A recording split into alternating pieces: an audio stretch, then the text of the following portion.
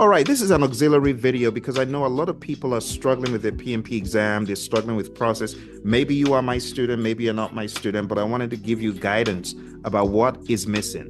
What is missing is you having a deep understanding of the predictive part of project management. And for you to have a deep understanding of the predictive part of project management, you need to know your 10 knowledge areas inside out. I know it sounds very basic, and I know a lot of people have said, oh, you don't have to know that stuff. PMI is on the 7th edition. Actually, that's not true. In the real world, when I go to companies to train, this is what they want to know more of because this is where the weak links are. People are not able to integrate. They're not able to scope or schedule or derive the cost or uphold quality, resource plan, communications, risk procurement, and stakeholder. So what you need to do to get great for your exam, every single one of these, you need to know where they belong, which knowledge area, and which process group. I've found this to be the case. I've been doing this for the past 20 years. I've discovered when people don't have a solid understanding of the process aspect in the initiating, planning, executing, monitoring, and controlling and closing, they struggle. So what do I need you to know? I'm gonna X each one just so I give you context. I don't just want to make this some nebulous babble. I want to give you specifics. Okay, so follow me. I'm going to give you specifics about what you need to know in each process, each of them. This one, you need to know the project charter, the assumptions log, the business case, the needs assessment, the benefits management plan. This one, you need to know all the baselines and all the subsidiary plans and the project management plan. This one, you need to know the issue log, the concept of work performance data, the concept of a deliverable, the concept of lessons learned. This one, you need to understand the concept of project reporting. You need to understand the concept of the change log, the approved change request and change request. This one, you need to understand the concept of a lessons learned repository, a final report, and a final transition. This one, you need to understand the scope management plan, the requirements management plan, the requirements traceability matrix, the project scope statement, the WBS dictionary, and the project scope statement.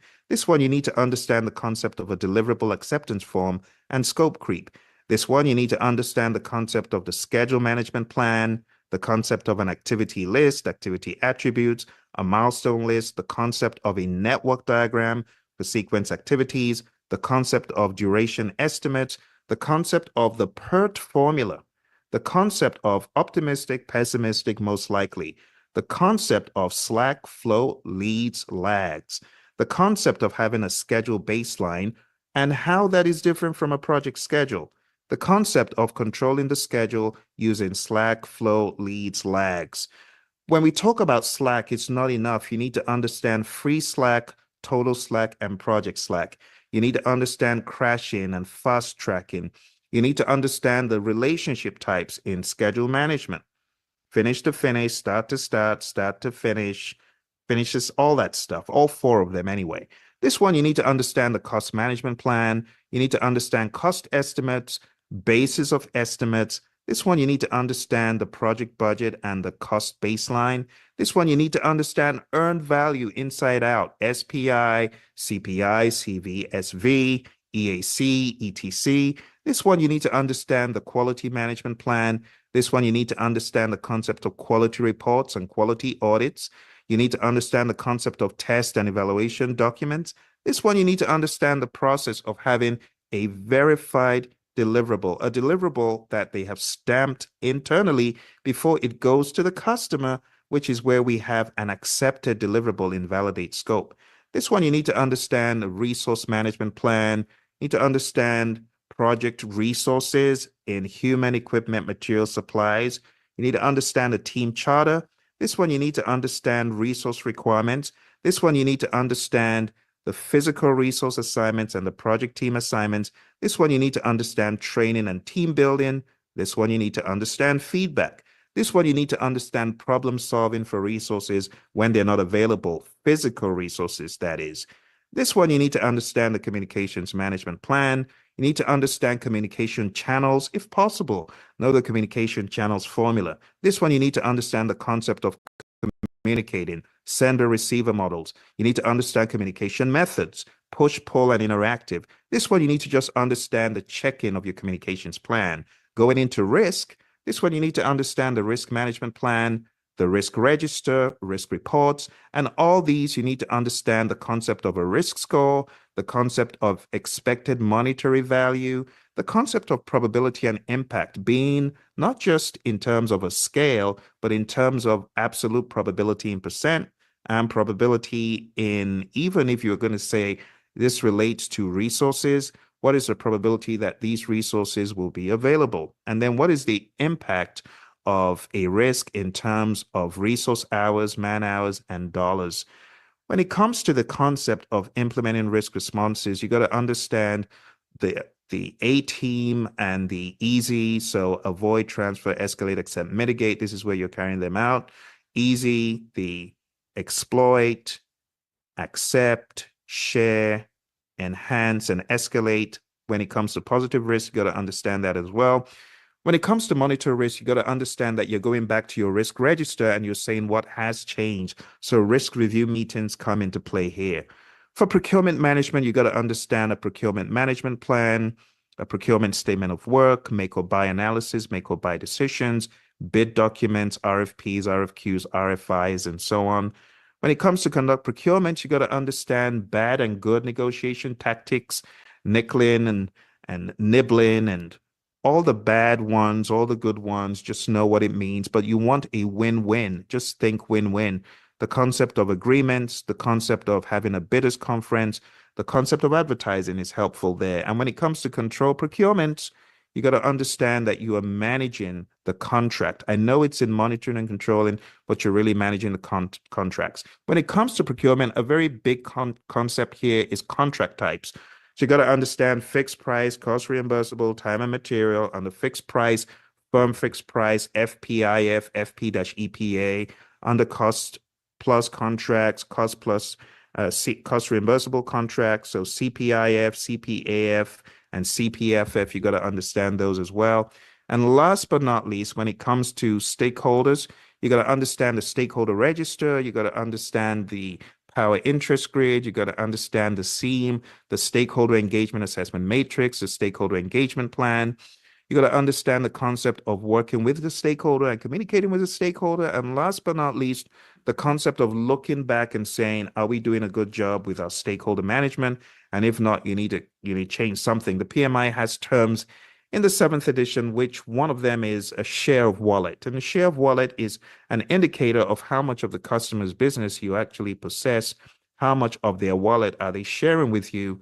And there are many other KPIs. But that, my friends, is the summary, which is why when I tell you you need to study the process domain, these are a lot of the terminologies. And there's actually more. I didn't even go into everything.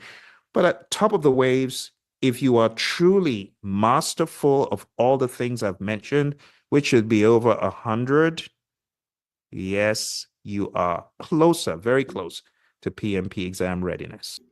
If you're looking for more of this awesome content, you can find it at hybridprojectmanagement.com. This is just the beginning of the conversation, so don't go away. We still need to tackle the world of agile and hybrid. But I wanted you to know that at hybridprojectmanagement.com, you've got books on how to build your predictive brain, how to build your agile hybrid brain, and we have audiobooks for those of you auditory learners that will help you get into the groove of the content, help you understand the lingo, and help you master this for your PMP exam. You might want to go take a look at hybridprojectmanagement.com and find materials that can aid your studying so you kill this thing. Let's move into the world of agile and hybrid. Welcome back, my friends. We're here talking about the PMP exam. And I know as many of you are studying, you're asking, what do I need to know? How do I bring all the information 360? So in today's episode, I'm going to help you fine-tune your focus on what to study, what to know if you are studying for the PMP exam. But we're looking at the 5 process groups and the 10 knowledge areas, but I'm going to put a spin on it. I'm going to tell you what you need to know from an agile perspective to get each one of these processes down. And I want to wager you're not going to find another video like this So pay close attention. Okay. So in the world of agile, you still need an agile project charter. That doesn't go away. Instead of having a project management plan, you're going to have a product roadmap. You're going to have release plans. You're going to have iteration plans. And your iteration plans, you could also call sprint plans. When it comes to direct and manage project work, everything happens within the sprint.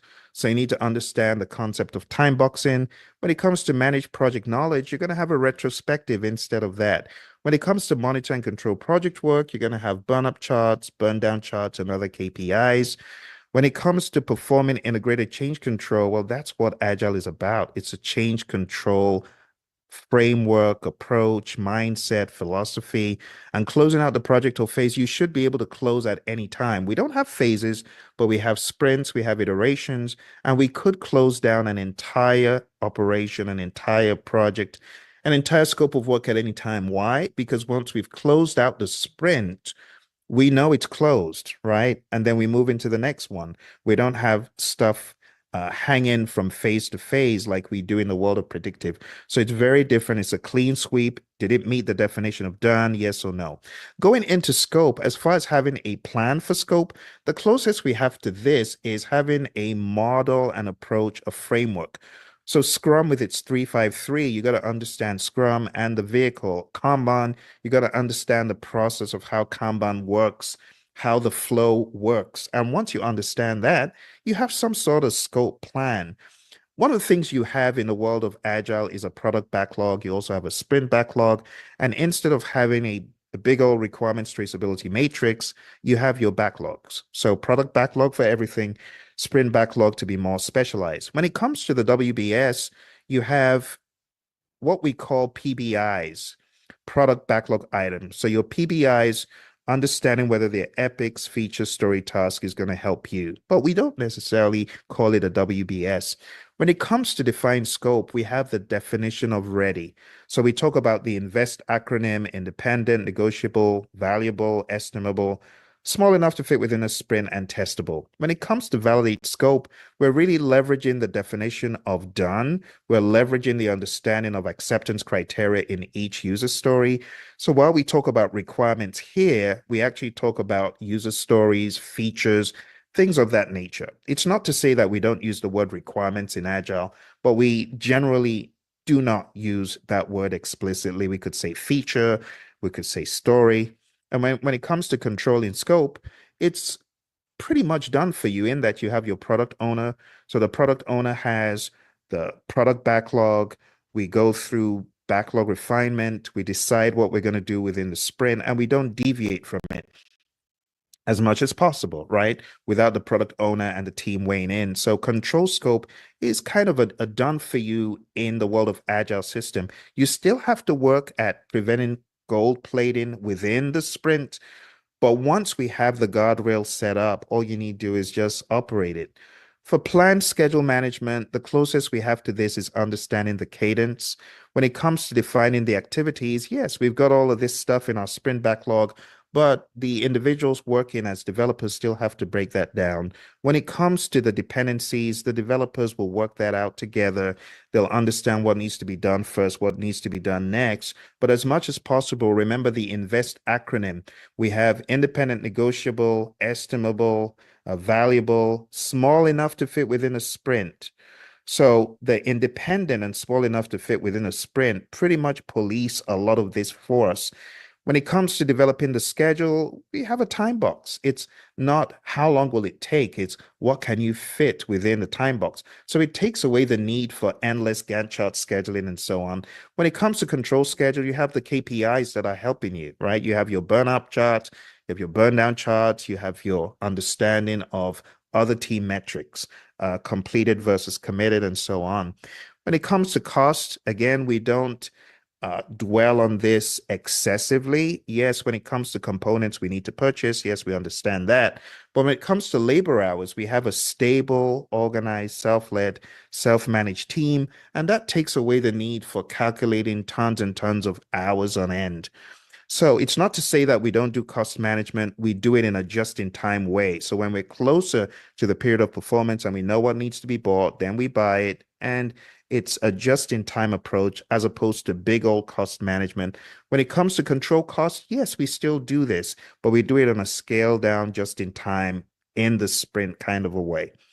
When it comes to plan quality management, this is already implicit in the world of Scrum. In the world of Scrum, we talk about the TIA, transparency, inspection, and adaptation. So it's already built into a lot of the frameworks. The concept of quality is built in. When it comes to manage quality, this is something that we do all the time. When it comes to control quality, we're always inspecting, not just inspecting at the end, but we're building it in. We talk about CI and CD, continuous integration, continuous deployment. We talk about the world of Kaizen. So all this stuff is already built into the world of Agile. When it comes to resources, again, we have a stable, organized team. We hired adults. When it comes to the beginning, this is where we actually ask the question, who do we need? And then we can build our team up. But remember, we have thresholds between 3 and 10. Scrum says 10 maximum. Some people might deviate from that, but at least you have an idea of a stable team. So when it comes to acquiring resources, it's not to say that you couldn't have new people joining the team, but it's greatly minimized because you're keeping the team together over the long haul. When it comes to develop team, we have our retrospectives. That's a great place for us to build as a team. And then we also have caves and commons. It's places in a Scrum or Agile functioning kind of a team where we identify that people need to be left alone to focus. Caves, they go into their little caves. And then commons where they're going to be together, talking, collaborating, maybe playing some pool, having a good time. And when you see these agile teams, you just know, oh, that's an agile team because of the artifacts they have around them, the games, the fun, the information radiators. They take away the need for endless hours of meetings and big old charts because everything is simplified, almost done for you. And then control resources when it comes to the physical resources. Again, this is something they would do in a just-in-time way. When it comes to communication, this is what we thrive on in the world of Agile. Now, the Agile Manifesto value says individuals and interactions over processes and tools. And it talks about the customer. Our highest priority is to satisfy the customer. So we're really big on communications. When it comes to communicating, we're doing this all the time. The 5 events, they give you ample time to do that. When we talk about the sprint review, that's where your customers take a look at what has been done. They also communicate additional things that they may need, ideas that may have come up. When we talk about the concept of the minimum viable product, that is also a way of getting feedback, which is communications. When it talks about monitor communications, we're doing this all the time, and we're elevating the understanding of how well we're doing in a retrospective. We're not shying away. We have this Agile Vegas. So when it comes to resources and communications, they're working hand in hand for the team's benefit all throughout. Now, risk is an area that is not talked about enough. But from a product owner perspective, from a Scrum Master perspective, you want to catch that risk before it becomes an impediment. An impediment is the risk has graduated. We don't want those risks to graduate, right? So a risk is really an impediment waiting to happen. It's disaster waiting to happen. So we should still be identifying as a Scrum Master things that could potentially go wrong and as a team. And those need to be elevated, escalated, and handled accordingly. So all of this great stuff that we do, we may not have a full-blown 1 to 10 scale for probability and impact, but even if it's a scale of 1 to 3, as Roy and I teach in the class, we at least want you to have that mindedness that this doesn't go away in the world of Agile. We should still be keeping an eye on risks. We should still be prioritizing the risks as far as which ones are we going to go after. And we call that concept a risk adjusted backlog. There's also something we call risk based spikes. So we always want to be taking a look at our backlog and saying, where could risk come out to bite us? Where could these risks become issues or impediments or obstacles and blockers? And you already know that in this world, impediments, obstacles, and blockers are very well managed by the Scrum Master or the servant leader. That's the way at least it should be. Going into procurements, we don't dwell on this, but in the world of Agile, especially in the Agile Practice Guide, we have the concept of the procurement aspects, flexible contract types. This is on page 77. So I'll just read very quickly the top of the waves, page 77 in the Agile Practice Guide, for those of you getting ready. So it says procurements and contracts. As mentioned earlier in the Agile Practice Guide, the Agile Manifesto values customer collaboration over contract negotiation. Many project failures stem from breakdowns in customer-supplier relationships. So they recommend techniques that can formalize a dynamic approach to shared risk-reward relationships. Multi-tiered structure is number one. Rather than formalizing an entire contracting relationship in a single document, project parties can achieve more flexibility by describing different aspects in different documents. Mostly fixed items, warranties, arbitration can be locked in a master agreement. Meanwhile, all parties list other agreements subject to change, service rates, product description, so on and so forth. It makes it flexible. Then we have emphasized value delivered. Many vendor relationships are governed by fixed milestones or phase gates, focused on intermediate artifacts rather than a full deliverable or incremental business value. Often, these controls limit the use of feedback. We have fixed price increments. We have not to exceed time and materials. We have graduated time and materials, which offers a shared financial risk approach. These are very customized to the world of Agile. We have an early cancellation option, and my favorite, which is a dynamic scope option. Throw something out, bring something of comparable size in, and team augmentation. So the way we think about the world of procurement, you can get this from page 77 in the Agile Practice Guide. Finally, stakeholder. What more can we say? Our highest priority is to satisfy the customer through early and continuous delivery of valuable product. So it's not to say we don't do these. We just don't call them out as such. But of course, we identify our stakeholders. And this is a job of the product owner to know those who will be affected by the product. The team could also be working on this as well, keeping a keen eye on who could be an end user, bringing them to the right discussions and interfaces.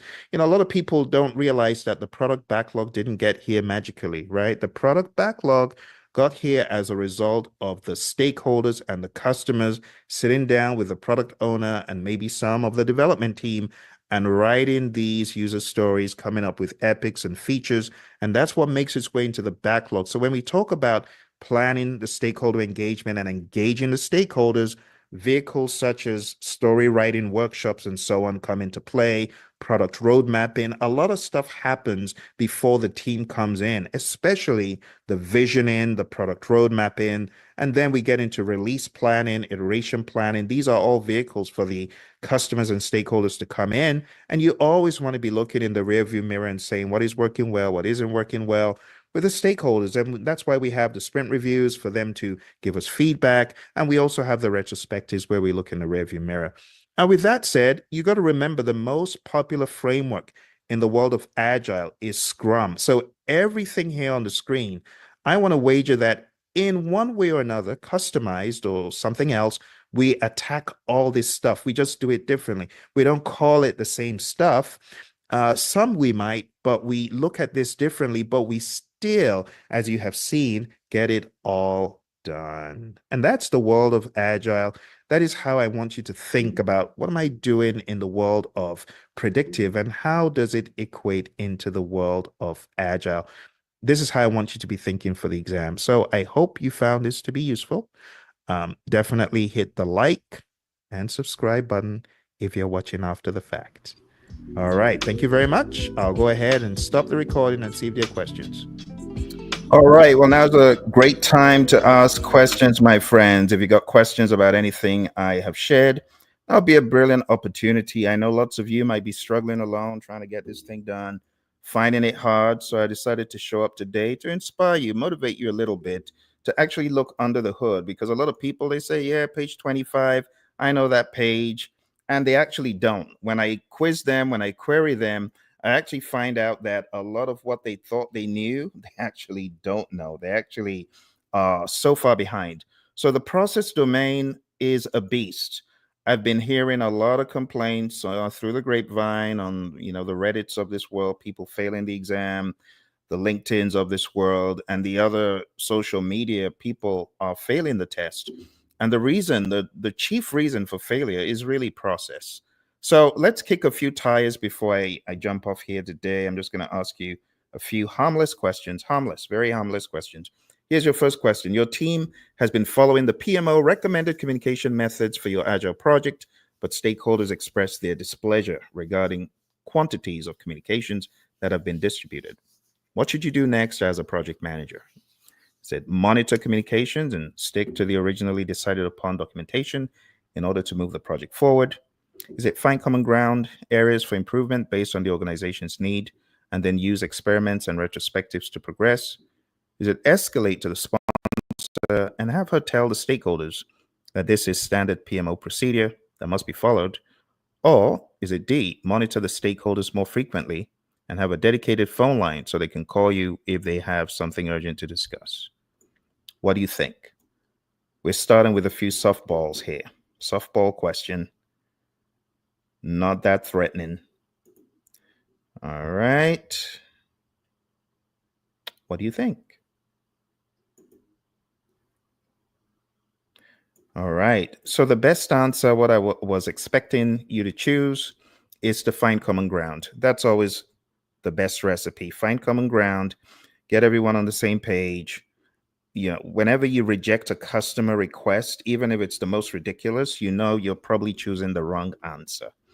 Okay. Let's play some quality. Let's go to quality management. I'll give you a very easy question from there as well. Here is your quality question. Okay. Should probably be in quality before I load this. Let's go to quality. Okay, here we go. You're working on an agile project and your customer is looking forward to approving the final deliverable. You need to perform frequent incorporation of ongoing work into the whole product and then retest to determine that the entire product still works as intended. Which of the following XP practices should you do to satisfy this need? Is it A, continuous integration? Is it B, code refactoring? Is it C, spiking? Is it D, technical debt management? Some of you who watch this channel might have encountered this question before. What do you think? All right, well, let's go ahead and take a look at the answer. The right answer is CI, continuous integration, performing frequent incorporation of the work into the whole. This is actually a very good reminder. For those of you that have not read the book, I want to remind you, there it is over here. I want to remind you, for your exam, before taking your PMP exam, please read this book. I'm going to zoom in so that you can see what I'm talking about. This book, please read it. It's called the Agile Practice Guide. This book is about 100 and something pages, but it has a lot of great Agile definitions that will help you. If there's one book from PMI that you want to read before your exam, before your PMP, Agile Practice Guide, highly, highly recommended. All right, let's play a little bit of risk. We'll do a little bit of risk, we'll do a little bit of cost, we'll do a little bit of schedule, and then we're done. All right, and if you've got any questions, now will be a great time to ask questions. Don't struggle alone. Some people trying to be all cute, not asking questions. That's not how to do it. You ask questions if you're stuck. All right. All right, let's jump into this one. You're in the process of determining which individual project risks or other sources of uncertainty have the most potential impact on project outcomes. Which method does this describe? Is it sensitivity analysis? Is it decision tree analysis? Is it simulation? Is it risk forecasts? You got to have gone into the belly of the beast to know the answer to this one. Otherwise, it's a toss-up. Okay. Here's the answer. The answer to that one is A. This is sensitivity analysis. The analytical technique used to determine which individual project risks or other sources of uncertainty have the most potential impact on the project outcomes. All right, so we've done risk. Let's jump into a very quick earned value. It's one of my favorites I give all the time because your exam is going to boil down to things like knowing what the metrics actually mean, not necessarily using the formulas. So I have a few on the screen: SPI 0.5, CV5, SV minus 50, CPI 1.01, SPI 3.09, and CPI 0.65. Now, my question to you is, do you know what they mean? SPI of 0.5, what does that mean? And then tell me, is it good or bad? All right, so let's take a look at the answers. So SPI of 0.5 is horrendous. You are only progressing at half the speed. You are behind schedule. CV of $5 means you are under budget. That is actually good. SV of a negative is always bad, negative $50. That means you're behind schedule. CPI of 1.01, that means you are under budget. It's good. SPI of 3.09 looks concerningly good, too good. You're so ahead of schedule that, if you're in a company where earned value is used, management's going to flag you down and say, what's going on? How come? Did you pad? Did you lie? In fact, if you're working for the government, even worse. You definitely don't want to show a metric that good. All right, CPI of 0.65 just means you are over budget. That means you're spending $1 and you're only getting 65 cents of value from it. That's horrible. Let's take a look at another one. Your project metrics are as follows. PV, 40K, EV, 10K, AC, 30K, EAC, 60K. What is the SV? Now, for a question like this, you got to look out for the red herrings. You may not get anything formula based on your test, or you might. Some do, some don't. I don't want to promise you won't. But if you got something like this, you first of all want to ask yourself, what is the metric for SV? And the metric for SV is going to be the currency, right? So schedule variance is earned value minus planned value. So when you do that, you got 10 minus 40, and that's going to be a negative. So the answer is A. And that's how you would answer a question that simple. Here's another one. Your project metrics are as follows. BAC is 50 grand, EV 10 grand, AC 30 grand, EAC 60 grand. What is CPI? Again, you got to be able to use process of elimination sometimes. So let me show you a very simple trick.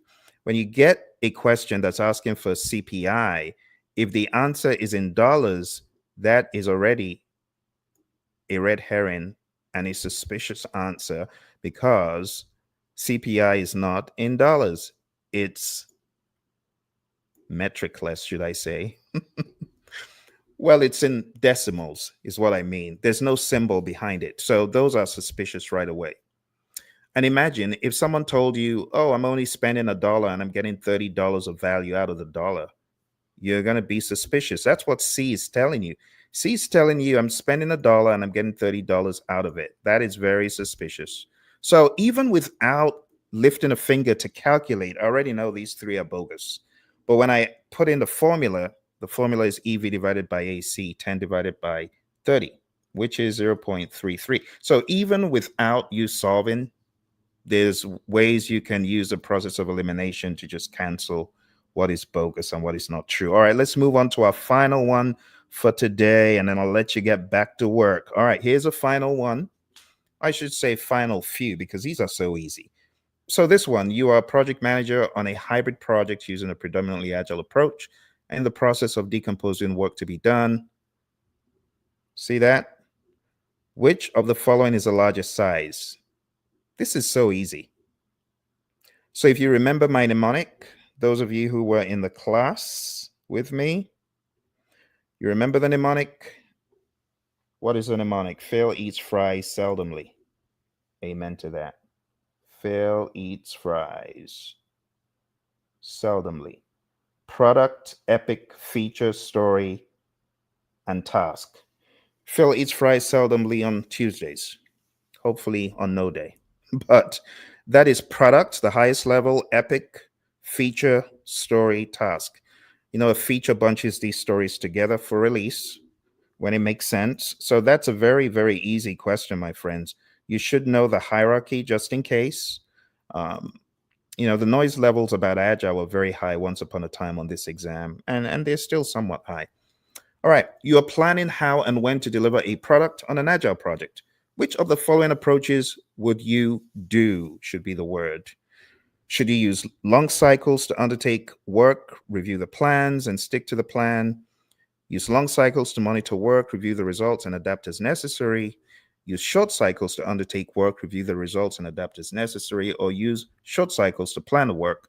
Ignore the results since the plan should be agile. Okay. So you can always hit the pause if you need more time, but you can use a process of elimination because it said you're planning how and when to deliver on an agile project. So the bogus ones that are telling you to use long cycles, you could immediately disqualify them. And the one that said ignore the results is bogus. So using the process of elimination, the ones that say use long cycles, you get rid of those immediately. The one that says short cycles to plan the work, ignore the results is incorrect. Okay. One possible final question could come from scope. So let me give you one from scope. Since all the requirements identified in collect requirements may not be included in the project, you're working on a particular process to select the final project requirements from the requirements documentation.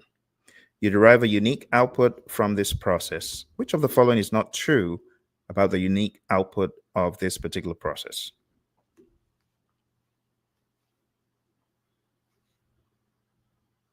So that's a clue.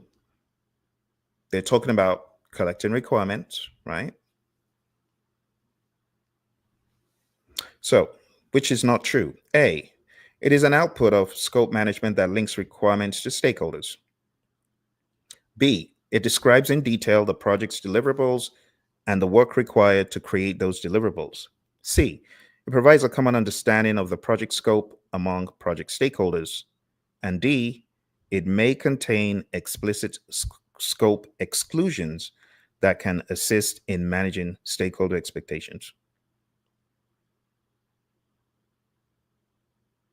So this is actually a red herring kind of a question. It's not collect requirements as I initially thought. If you read carefully and use the highlighter, as you should on the exam, by the way, you've got a highlighter on the exam, but it says, since all the requirements collected in this collect requirements may not be included in the project, that story's come and gone. You are working on a particular process. So it's not collect requirements. See how it deceives even the best of us? And it said you're working on a particular process to select the final project requirements from the requirements documentation. So this is not collect requirements. This is sounding like define scope.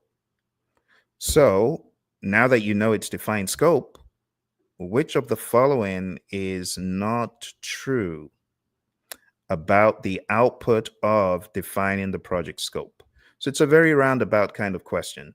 But if you know how defined scope works and you get the project scope statement, it has exclusions, inclusions, detailed deliverable description. It revalidates the constraints and assumptions that were made earlier. With that in mind, you should know that A is false because A is trying to anchor it back to collect requirements, which you're not in. So it doesn't link the requirements to their origin or the stakeholders. That's collect requirements. So this is actually defined scope. So a rather tricky question. But anyway, my friends, I hope you found this to be helpful. Thank you all very much. If you have not already downloaded my top 100, download the top 100.